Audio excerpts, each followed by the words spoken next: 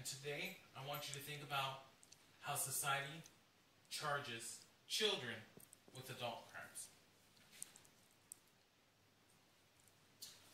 This is Jacob.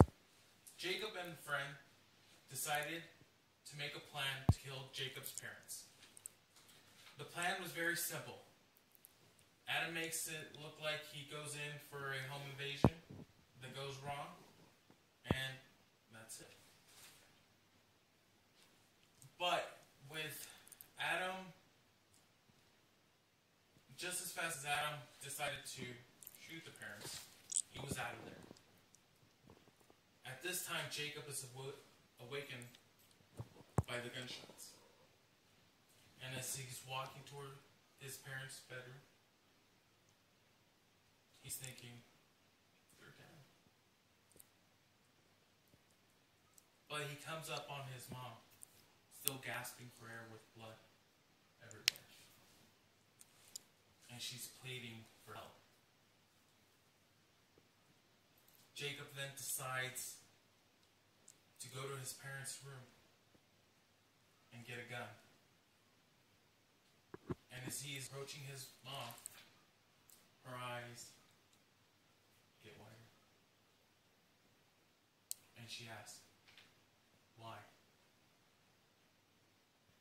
But before she could get the answer, Jacob shoots her in the back of the head.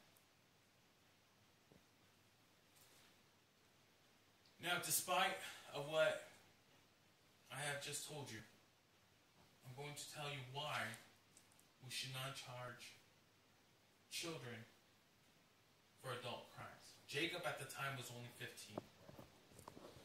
And also how we could have prevented that. The Uniform Crime Report that 1.2 million children commit crimes. A Uniform Crime Report is all the crimes that are committed, that are reported to one central station, which is the Uniform Crime Report. Out of 9 million, 1.2 million of those children commit crimes. Overall crimes, that's only 12%. 170,000 children were caught using drugs or drinking alcohol, and 200,000 commit crimes that include robbery, theft, or assault out of those 1.2 million. Now, the key factors that I want you to think about, okay, is what the life of a child is supposed to be. Okay? No worries, come home, feel relaxed, and live a child's life. Well, Jacob, the one thing that I didn't tell you was the fact that he was being sexually abused since the age of 3. Now that's 12 years of being sexually abused by his stepdad. And on top of that, also abuse from his mother that told him that he was worthless.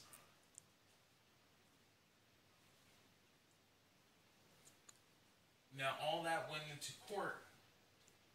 Why? It still didn't matter because he committed the crime. But all those years of abuse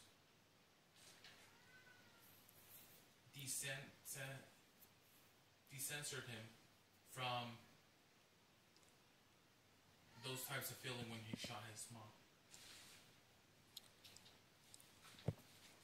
In 2008, an estimated 60% of children in the United States were exposed to violence, crime, abuse in their own homes, schools, or communities within the past year.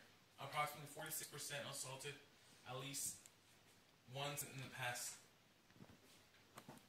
year, and 10% were injured in an assault. That means every other kid, if you have kids, every other kid was abused, some way, bullied, okay? And that's quite a bit of actual violence. Child Protective Services agencies investigated 2 million reports of maltreatment involving more than 3.5 million children in 2010. More than 1/3 of the maltreatment victims were infants or toddlers from the age of 0 to 3. 62% of those cases were also neglect. Violent crimes committed by juvenile offenders, peaks, is during 3 and 7, and that is after school hours. What's an easy solution for preventing crime in general? Okay. School-based bullying and prevention programs. School-based sexual abuse prevention programs. Or just go out and mentor a child at your local Boys and Girls Club or Big Brothers, Big Sisters. After-school program that is community-based or family-based, includes sports, music, whatever the case may be. Just having the kids be active between 3 and 7 because those are the big peak hours. And also, if you do have kids, make sure you're involved, not just at home, but go pop into one of the classes and find out what's going on with each of your children, and make sure that that's what they're saying. Because I think that's what ends up happening is that we're not involved enough with our children. Any questions?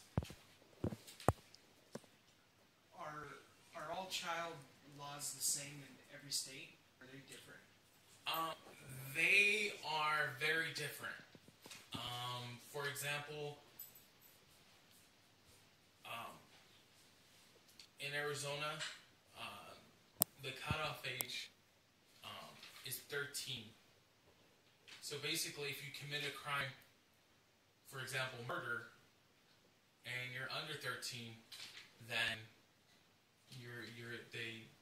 they charge you for capital murder. But in other states, it just varies. I mean, in laws in general. That's not just for crimes against children. Anybody else? Do all states charge the same for children who commit adult crimes?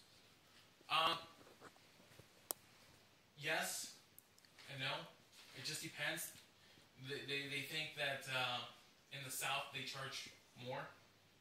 Statistically, Alabama has a very high rate of children that they're in jail for example robbery, or drug abuse. Sometimes those issues can be solved at home or with other forms, not just jail.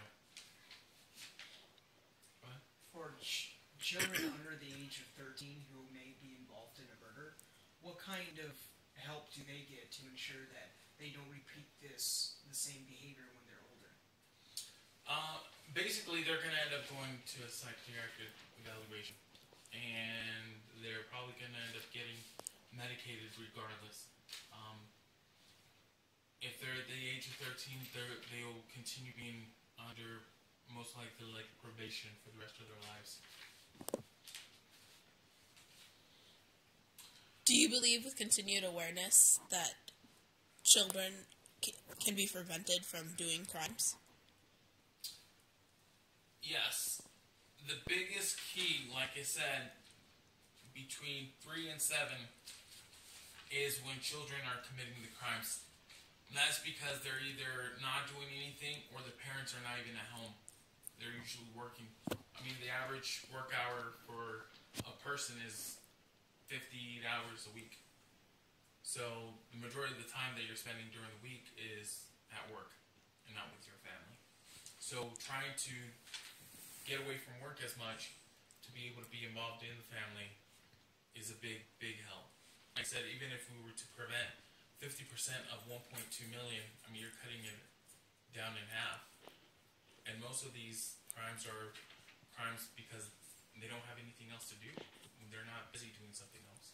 Or not involved into the kids' families or the kids' lives. All right, well, thank you so much.